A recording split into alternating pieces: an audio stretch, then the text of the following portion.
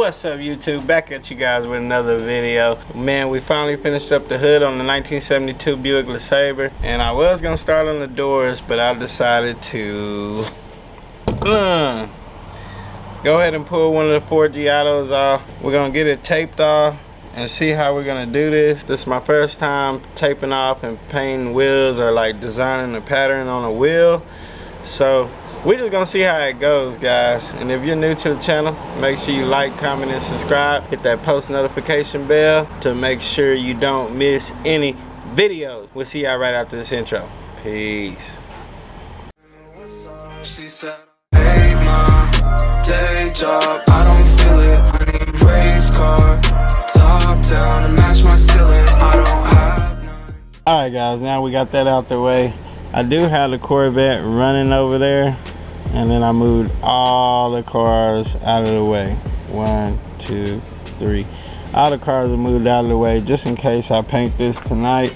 Well, I'll be painting all of them, but I will be showing y'all just one. So first things first, I'm gonna go ahead and rip all the wrap off. I know it took me like 8 hours to do just one wheel, just one.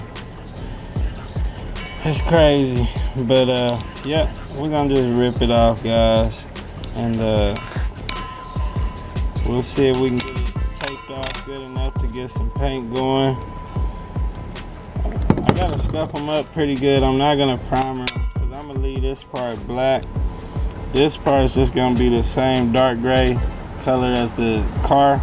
It's dark over there, so I can't show you right now, but you can go to another video and see what color it is.